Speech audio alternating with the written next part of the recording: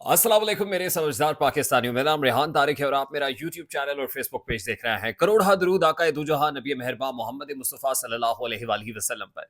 इस दुआ और इस उम्मीद के साथ इस व्लॉग का आगाज करते हैं कि अल्लाह रब्बुल इज़्ज़त इस मुल्क के फैसला साजों के दिलों में समझदार पाकिस्तानियों के लिए नरमी पैदा कर दे। फौज में बगावत की कोशिश, तहलका खेज इंकशाफात, चश्म कुशा रिपोर्ट। सोर्स रिपोर्ट में सोर्स देखा जाता है कि रिपोर्ट का सोर्स क्या है। मैं तमाम तर डिटेल्स और सोर्स भी आपके सामने रिवील करूंगा। उसके लिए जरूरी है, जब फौज में बगावत की बात हो रही है तो chief of the army staff general Asim Munir के अगेंस्ट को रिवॉल्ट होगा। ये कोई कैंपेन होगी और इस सिलसिले की एक कड़ी है कि कोर कमांडर लाहौर सलमान फयाज गनी को तब्दील किया गया। इसी सिलसिले की एक कड़ी है कि हाल ही में corps commander Mangla lieutenant general Aimen Bilal Safdar को एक रास्ता देकर कबल अज वक्त रिटायरमेंट की तरफ ले जाया गया। इसी का एक सिलसिला है कि इसमें पाक फौज के 5 आला अफसरान को ओहदे से फारिग किया गया। यानी हंगामी सूरत हाल तो है। फौज के अंदर भी कुछ मामला तो ऐसे हैं जिनको आइडेंटिफाई किया गया और फिर डीजीआईएसपीआर ने अपनी प्रेस कॉन्फ्रेंस में बताया कि फौज में खुद एहतसाबी का अमल जारी है। ये हर वक्त जारी रहता है और अब तो कुछ ज्यादा तेजी से बढ़ता हुआ नजर आ रहा है। लेकिन उससे पहले मैं ये जो आज़ाद कश्मीर की सूरत हाल है उस पर मैं आपको कोशिश कर रहा हूँ कि अपडेट रखूँ। तो इस सिलसिले में जो रीसेंट अपडेट है वो ये कि सबसे पहले तो रेंजर्स को बगैर नोटिफिकेशन के आज़ाद कश्मीर में कॉल किया गया। बगैर नोटिफिकेशन के रेंजर्स को बुलाया गया और रेंजर्स जब कोहाला ब्रिज पर पहुंची तो जरा ये बता रहे हैं, आज़ाद कश्मीर से सोर्सेज ये बता रहे हैं कि वहां पर अवाम की तरफ से वो जारहाना हिकमत अमली, अवाम की तरफ से भरपूर रद्दमल का मुजाहरा किया गया और रेंजर्स को पीछे धकेला गया। यानी कोहाला ब्रिज से पीछे रेंजर्स को उल्टे पांव लौटना पड़ा। ये जरा कंफर्म कर रहा है। सबसे पहले तो रेंजर्स को बुलाना क्यों पड़ा? इसका मतलब यह है कि हालात पुलिस के बस से बाहर है, पुलिस पिट रही है और यकीनन शरपसंद अनासर इस तमाम तर क्राइसिस सिचुएशन को कैपिटलाइज कर रहे हैं। इस वक्त पूरा भारतीय मीडिया जो रिपोर्ट कर रहा है वो ये विजुअल्स दिखा रहा है और खुद बता रहा है कि ये विजुअल्स तो मकबूजा कश्मीर के होने चाहिए थे। यानी लगता ऐसे है, लेकिन ये तो वो पाकिस्तान ऑक्युपाइड कश्मीर कहते हैं। वो भी इसको ऑक्युपाइड कश्मीर, हम जिसे आज़ाद कश्मीर कहते हैं उसको पाकिस्तान ऑक्युपाइड कश्मीर कहते हैं। और फिर वो ऐसे ऐसे स्टेटमेंट चला रहे हैं, वो पब्लिक के आम आदमी के तासुरात चला रहे हैं कि ये लोग आज़ाद कश्मीर को पाकिस्तान से अलहदा करना चाहते हैं। यानी पाकिस्तान के जेर इंतज़ाम कश्मीर के बासी पाकिस्तान से अलहदगी मांग रहे हैं, वो अलहदगी मांग रहे हैं। अच्छा, अब इस सारी सिचुएशन में जो अवामी एक्शन कमेटी है जिसने ये एहतजाज की कॉल दी थी और जिसके एहतजाज की कॉल पे ये मामलात ख़राब हुए हैं, हालात कशीदा हुए हैं, अब अवामी एक्शन कमेटी अपने आप को इस एहतजाज से और ये जो पुरतशद्दुद वाक़यात है उससे अलहदा कर रही है। और अभी एक एलामिया सामने आया है जिसे वो कह रहे हैं कि इन पुरतशद्दुद वाक़यात से अवामी एक्शन कमेटी का कोई ताल्लुक नहीं है, हम इसकी मजम्मत करते हैं, हम पाकिस्तान के साथ रहना चाहते हैं, भारतीय मीडिया के प्रोपोगंडे को अक्सर मुस्तरद करते हैं, ऐसा कुछ भी नहीं है। लेकिन हालात इस नहज पर पहुंचे कैसे हैं? मतलब ज़ाहिर है क्राइसिस सिचुएशन के अंदर आपका दुश्मन तो इसको ज़रूर कैपिटलाइज़ करेगा, लेकिन मेरे लिए बाइस ताज्जुब बात यह है कि अभी भी रियासत पाकिस्तान फ़ोर्स का मुज़ाहरा करना चाहती है। रात तक की खबरें आ रही थी कि जो हंगामी प्रेस कॉन्फ्रेंस होगी प्राइम मिनिस्टर आज़ाद कश्मीर के अनवारुल हक साहब की, तो वो उसके अंदर जो है वो इस्तीफ़ा टेंडर कर देंगे, रेजिग्नेशन होगा। लेकिन उसमें उन्होंने एक फ्लेक्सिबिलिटी तो दिखाई और ये कहा कि हम जो बिजली और जो आटे की सब्सिडी है वो देने के लिए तैयार हैं, बातचीत के लिए तैयार हैं।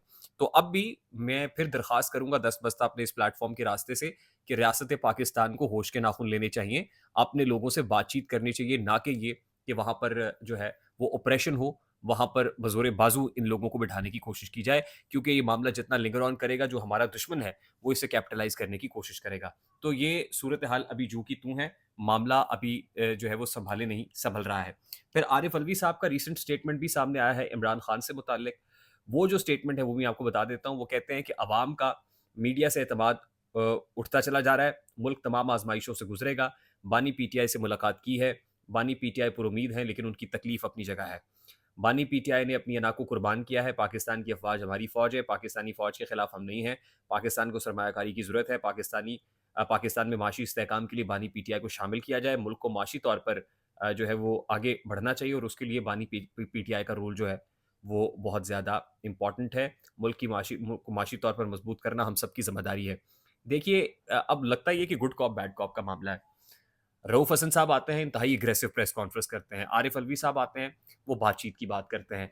मैंने जैसे आपको कहा कि दोनों फरीकैन की तरफ से एक जारहाना स्टेटमेंट दिया जाता है और एक सॉफ्ट स्टेटमेंट दिया जाता है। पाकिस्तान तहरीक-ए-इंसाफ भी एक जारहाना स्टांस देती है और उसके बाद एक सॉफ्ट स्टांस सामने आता है। इसका मतलब ये है कि दोनों के यहाँ बातचीत की ख़्वाहिश मौजूद है, मुज़ाकरात की ख़्वाहिश मौजूद है। अब सिर्फ़ देखना ये है कि किसकी अना पहले जो है वो कुर्बान होती है और कौन जो है वो इसमें पहल करता है। और मुझे फिर इस क्लाइमेक्स के बाद एक एंटी क्लाइमेक्स नज़र आ रहा है और अल्टीमेटली मामलात बेहतरी की जानिब जाते हुए नज़र आ रहे हैं। अब एक और जारहाना किस्म की रिपोर्ट सामने आई है, जो पाकिस्तान तहरीक-ए-इंसाफ पर प्रेशर बढ़ाने का के टैक्टिक्स हैं। ज़रा ये बता रहे हैं कि अब पीटीआई और इमरान खान साहब को इन पर्टिकुलर जो chief of the army staff ने लाहौर गैरिज़न में कहा था ना, कि शक की बुनियाद पे कुछ लोगों को तो छोड़ दिया, लेकिन जो रहनुमा हैं, जो प्लानर हैं, आर्बिट्रेटर्स हैं, फैसिलिटेटर्स हैं, एग्जीक्यूशनर्स हैं, उनको नहीं छोड़ा जाएगा। हवाला रेफर करते हैं इमरान खान साहब को। तो अब इमरान खान साहब के अगेंस्ट एक और केस तैयार किया जा रहा है। 9 मई के सिलसिले में एक और केस तैयार किया जा रहा है और उसमें जो है ज़ाहिर है वो केस बनाकर इमरान खान साहब को एक मैसेज देना होगा, प्रेशर बढ़ाना होगा और उस प्रेशर के अंदर फिर टेस्ट करना होगा कि पानी की गहराई क्या है। उसके लिए प्रिपरेशन हो रही है। अब एक और रिपोर्ट सामने आ गई है। वो रिपोर्ट निगरान हुकूमत की रिपोर्ट है। निगरान हुकूमत की रिपोर्ट है। सोर्स क्या है? केयर टेकर गवर्नमेंट है। जब केयर टेकर गवर्नमेंट कहेगी तो किसके ईमा पर कहेगी, आपको अंदाजा है। अब वो क्या कह रही है, बयानिया क्या है, ये देखने से और सुनने से और समझने से ताल्लुक रखता है। निगरान हुकूमत की रिपोर्ट में कहा गया है कि 9 मई पीटीआई के हक में फौज के अंदर से बगावत को हवा देने की कोशिश थी। ठीक, 9 मई के हवाले से निगरान हुकूमत की रिपोर्ट में यह कहा गया है कि एक मुनज़्ज़म और ख़तरनाक हिकमत अमली थी, जिसका मकसद ना सिर्फ पाकिस्तानी फ़ौज पर इमरान खान के सियासी मुतालबात के लिए दबाव डालना था, बल्कि ये एक खुली कोशिश थी कि फ़ौज के अंदर पीटीआई के हक में बगावत कराई जाए। रिपोर्ट के मुताबिक रियासती इदारों के खिलाफ पहले के तशद्दुद का मजबूत जवाब न मिलने पर पार्टी ज़्यादा बेबाक हो गई थी। फौजी तनसीबात पर सामने से हमले करने का मकसद फौज के मोराल को कमज़ोर करना था और सियासी डील के लिए दबाव डालना था। ये एक खुली और गलती पर मबनी कोशिश थी, जिसका मकसद मुसल्लह फ़ौज के अंदर अपने हक में डील कराना था। इसमें यह भी कहा गया है कि 9 मई 2023 के वाक़यात ना तो इक्का-दुक्का थे और ना ही बेसाख्ता। वो एक मुनज़्ज़म और ख़तरनाक हिकमत अमली का हिस्सा था, जिसका मकसद मिस्टर खान की डिमांड्स मनवाने के लिए रियासती इदारों पर दबाव डालना था। रिपोर्ट में कहा गया है कि 9 मई 2023 एक बयानिए का उरूज था, जो कि एक शख्सी फ़िरके के गिर्द बनाया गया था और एक हिकमत अमली के तहत उनके मुखालिफिन के खिलाफ तशद्दुद को कौमी खिदमत के तौर पर जवाज़ फराहम कर दिया गया था। फिर वो कहते हैं, आइन लोगों के मफादात को आगे बढ़ाने के लिए, सियासी इज्तिमा के हक को अवाम के मफाद को आगे बढ़ाने के लिए इस्तेमाल करने की ज़मानत देता है, ना कि रियासती इदारों और कौमी मफादात को नुकसान पहुंचाने के लिए। रिपोर्ट के मुताबिक मिस्टर खान बहुत अरसे से फौजी इस्टेब्लिशमेंट को अपनी हुकूमत के खात्मे का जिम्मेदार भी तस्वुर करते रहे और वो सिर्फ इसी एक इदारे के साथ मुज़ाकरात पर तैयार थे। मिस्टर खान ने 12 दीगर सियासी जमातों और उनके रहनुमाओं के हवाले से अपनी तहकीर आमेज अंदाज में बात की और वो पार्लियामान में से उनसे बात करने से मुस्तकबिल में भी बात करने से इनकार कर रहे थे। उन्होंने फौजी इस्टेब्लिशमेंट के साथ सियासी हल निकालने के लिए मुज़ाकरात की ख्वाहिश का इजहार भी किया। मिस्टर खान ने फौज के आईनी किरदार की इज्जत करने से इनकार कर दिया था, जो उनसे गैर सियासी रहने का तकाजा करता है। अच्छा, मैं समझने से कासिर हूं कि ये निगरान हुकूमत की रिपोर्ट तो है, लेकिन रिपोर्ट में तो कुछ सब्सटेंशियल एविडेंस होता है। आप हकाइक रखते हैं और बताते हैं कि इस मकाम के ऊपर ये तस्वीरी हकाइक हैं, ये वीडियो मनाजिर हैं, ये सबूत हैं, ये नेक्सेस है, ये बानी पीटीआई ने किया। ये तो महज एक नसर है और मतन है और एक बयानिया है, जो आपने बतौर एक सियासी फरीक दे दिया है। केयर टेकर गवर्नमेंट को तो ये भी ज़ेब नहीं देता था कि वो इस तरह की ज़बान मिस्टर खान ने, और ये आप तो हकाइक पर मबनी कोई रिपोर्ट दें सब्सटेंशियल एविडेंस के साथ, तो वो रिपोर्ट मानी जाएगी।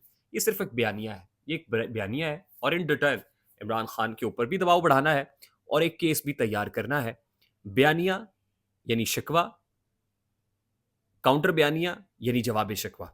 शिकवा जवाब शिकवा के इस खेल के अंदर ही पाकिस्तानी सियासत और इमरान खान वर्सेस जो लासिम मुनीर या इस्टेब्लिशमेंट का जो आइंदा का मुस्तकबिल का जो हल है, सोल्यूशन है, वो मुज़मिर है।